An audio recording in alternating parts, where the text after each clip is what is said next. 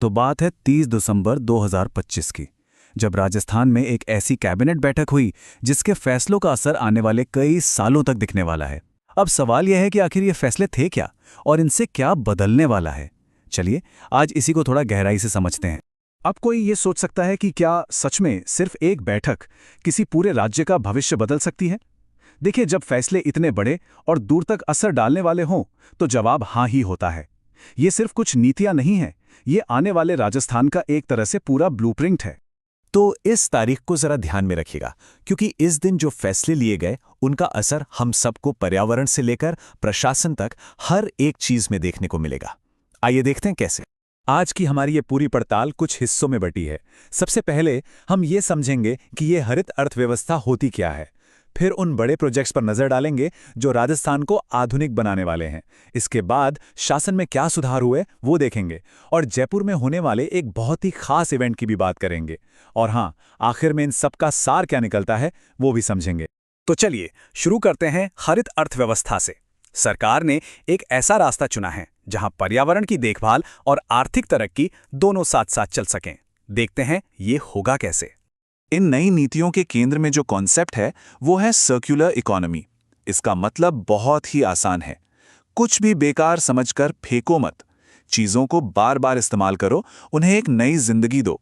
इससे क्या होगा? कचरा कम होगा और हमारे कीमती संसाधन भी बचेंगे।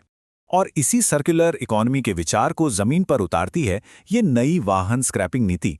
देखिए प्रक्रिया कितनी सीधी है। कोई भी 15 साल से पुरानी गाड़ी को स्क्रैपिंग सेंटर ले जाए, वहां से एक सर्टिफिकेट मिलेगा और बस उस सर्टिफिकेट को दिखाकर नई गाड़ी खरीदने पर टैक्स में भारी छूट मिल जाएगी। और हाँ, ये कोई मामूली छूट नहीं है। जरा सोचिए, नई गाड़ी खरीदने पर टैक्स में 1 लाख रुपए तक की बचत हो सकती है। ये प्रदूषण कम करने और नई सुरक्षित गाड़ियों को बढ़ावा देने के लिए एक बहुत ही सीधा और जबरदस्त इंसेंटिव है। अच्छा, अब एक और बहुत ही दिलचस्प पहल की बात करते हैं, ग्रीन क्रेडिट वाउचर।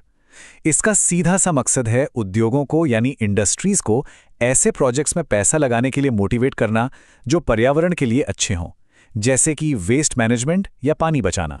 तो ये सिस्टम काम कैसे करता है? मान लीजिए कोई कंपनी किसी ग्रीन प्रोजेक्ट में 1 करोड़ रुपए से ज्यादा लगाती है तो उसे उस निवेश का 10% तक का वाउचर मिलता है। ये वाउचर 2.5 करोड़ रुपए तक का हो सकता है। और सबसे बढ़िया बात पता है क्या है? इस वाउचर को बाजार में बेचा भी जा सकता है। चलिए अब हरित अर्थव्यवस्था से आगे बढ़ते हैं और उन बड़े प्रोजेक्ट्स की बात करते हैं जिनमें राजस्थान की तस्वीर बदलने का दम है, खासकर इंडस्ट्री, पानी और टेक्नोलॉजी के फील्ड में। सबसे पहले तो बात करते हैं बाड़मेर रिफाइनरी की। जरा इस प्रोजेक्ट की लागत पर गौर कीजिए, लगभग 79,459 करोड़ रुपए।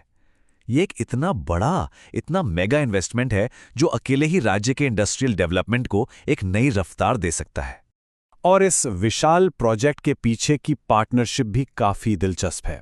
इसमें हिंदुस्तान पेट्रोलियम कॉर्पोरेशन लिमिटेड यानी HPCL की हिस्सेदारी है 74% और बाकी 26% हिस्सेदारी है राजस्थान सरकार की। और जरा सोचिए, जब ये रिफाइनरी अपनी पूरी क्षमता से काम करना शुरू करेगी तो हर साल 90 लाख मीट्रिक टन का उत्पादन करेगी। ये आंकड़ा अपने आप में इस प्रोजेक्ट के स्केल को बताता है। इंडस्ट्री के बाद अब उस चीज की बात करते हैं जो सबसे ज्यादा जरूरी है, पानी। रामजल सेतु लिंक प्रोजेक्ट में 14,600 करोड़ रुपए का अतिरिक्त निवेश किया गया है ताकि राज्य की एक बहुत बड़ी आबादी तक पीने का साफ पानी बिना किसी रुकावट के पहुंच सके। और अब चलते हैं टेक्नोलॉजी की दुनिया में।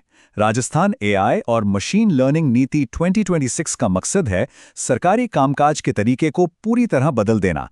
मतलब सेवाएं तेज हों, प्रक्रिया में पूरी पारदर्शिता हो और सब कुछ आम नागरिकों की जरूरतों को ध्यान में रखकर किया जाए। और अच्छी बात यह है कि इसमें डेटा की सुरक्षा और AI के सही इस्तेमाल पर भी खास जोर दिया गया है। तो अब बात करते हैं उन फैसलों की जिनका सीधा असर राज्य के एडमिनिस्ट्रेशन और गवर्नेंस सिस्टम पर पड़ेगा। ये वो सुधार हैं जो पूरी व्यवस्था को और बेहतर और स्मूथ बनाने के लिए किए गए हैं। कुछ और भी अहम प्रशासनिक फैसले हुए, जैसे कैबिनेट ने तहसील राजस्व लेखाकारों के प्रमोशन के लिए नए नियम बनाए, विधानसभा की सुरक्षा के लिए सेना के अधिकारियों को मार्शल बनाने की मंजूरी दी, VIP सुरक्षा में लगे कर्मियों का भत्ता बढ़ाया और 7वें वित्त आयोग की अंतरिम रिपोर्ट को भी स्वीकार कर लिया। अच्छा, इन सब आर्थिक और प्रशासनिक फैसलों के बीच एक फैसला ऐसा भी है जो सीधा राज्य के मान सम्मान और गौरव से जुड़ा है। राजस्थान एक ऐसे राष्ट्रीय आयोजन की मेजबानी करने जा रहा है जो अपने आप में एक इतिहास रचेगा। 15 जनवरी 2026 को जयपुर के जगतपुरा में 78वीं सेना दिवस परेड होगी। अब आप सोच रहे होंगे कि ये ऐतिहासिक क्यों है, क्योंकि ये पहली बार होगा जब ये परेड किसी मिलिट्री कैंटोनमेंट के बाहर आयोजित की जा रही है। इतना ही नहीं, इस मौके पर एक जबरदस्त लाइट एंड साउंड शो होगा और आसमान में 1000 ड्रोन एक साथ अपना कमाल दिखाएंगे। तो हमने कई अलग अलग तरह के फैसले देखे, पर्यावरण से जुड़े, इंडस्ट्री से जुड़े और प्रशासन से भी। अब इन सब को एक साथ रखकर देखते हैं कि ये हमें क्या कहानी बताते हैं।